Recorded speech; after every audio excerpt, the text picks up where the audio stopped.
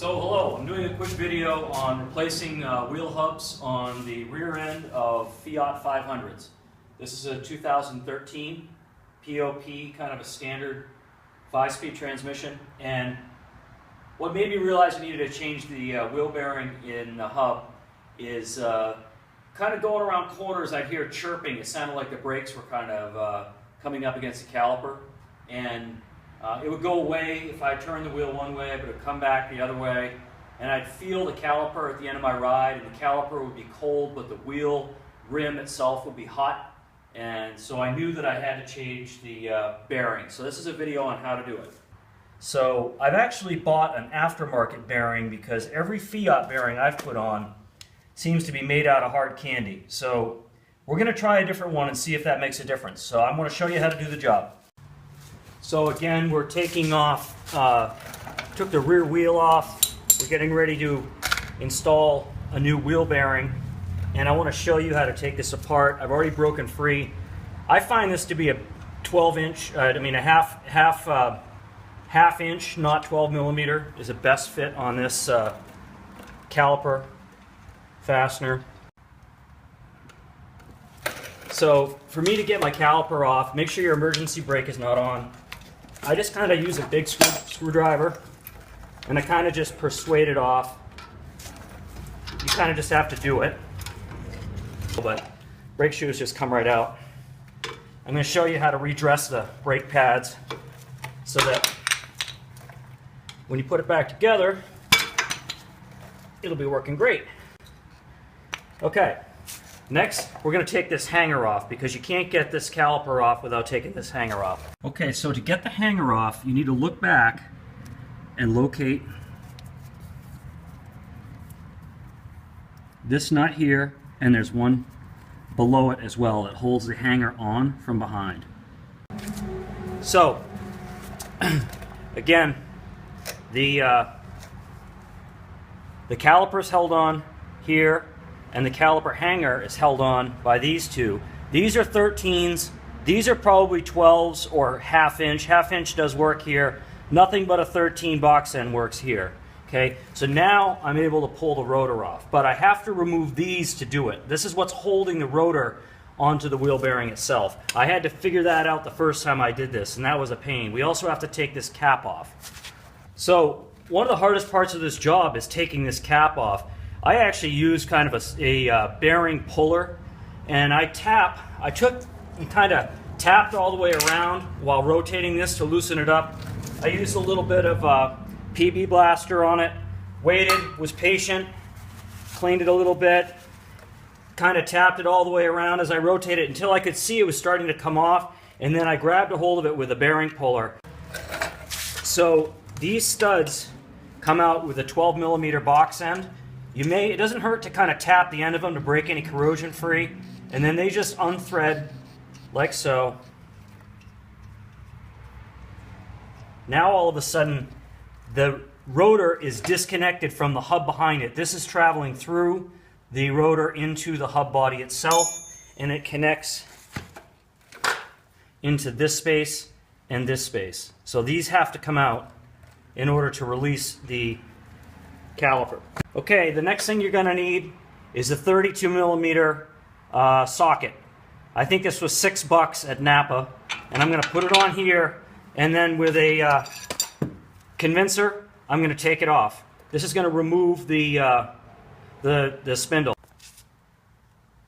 So because I'm having a hard time getting the rotor off from the wheel bearing hub, I'm going to actually take the spindle nut off and just remove the whole lock, stock, and barrel. Everything comes, and now just in that process, everything's kind of come apart. This is still fused, this wheel hub, but I'm going to pop that out with a condenser over on the workbench. Once I had the rotor out, I've still got the wheel bearing. I just took the same socket head and placed it on the bearing and tapped it through with a hammer to convince the rusted wheel bearing to come away from the good rotor. And this has been basically shot to hell, and it's probably because of all the heat that was generated that it was kind of frozen in there, and there's also some rust. I put some PB Blaster on it, was able to free it up. So now we're going to clean everything I use brake cleaner to clean everything and then get ready to reinstall the new wheel bearing.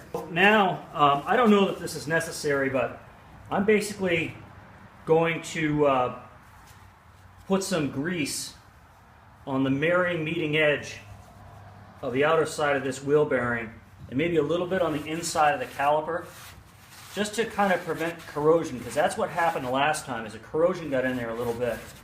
And all I'm using is just like a high temperature bearing grease.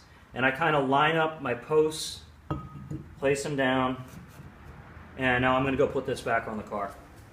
I've cleaned up the spindle here a little bit and inspected it, and now I'm basically going to just add a little bit of that same high temperature grease onto the spindle itself, all the way around, like so.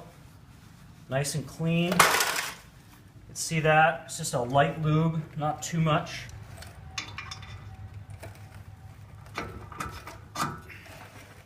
Okay, that just needs a little bit of convincing.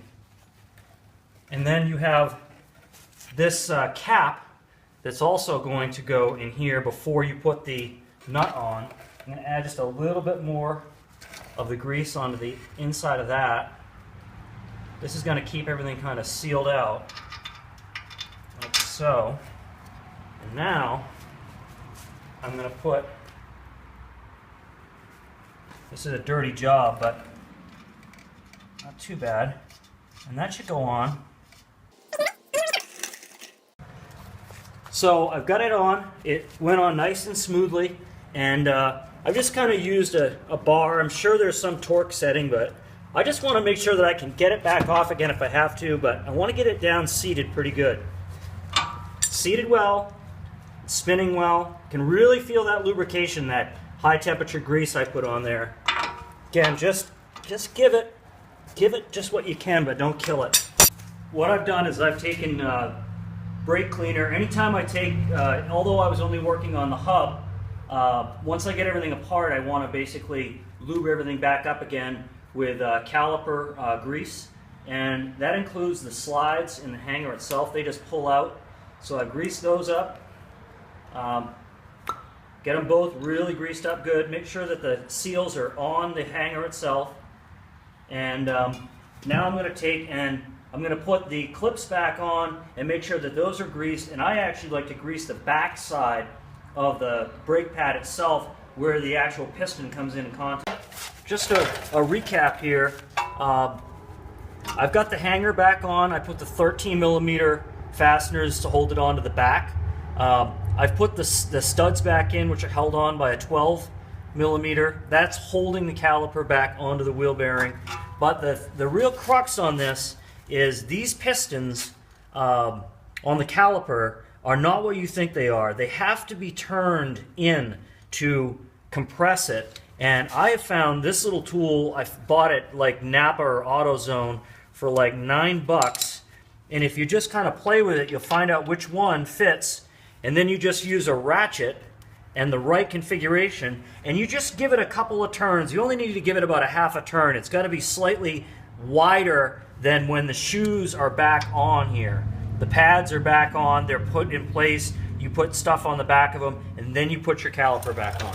So I've got the caliper back on. I've greased the space on the clips, and I also greased the piston side, back side of the brake pad. I'm basically done with the job now. I've tapped the cap back on.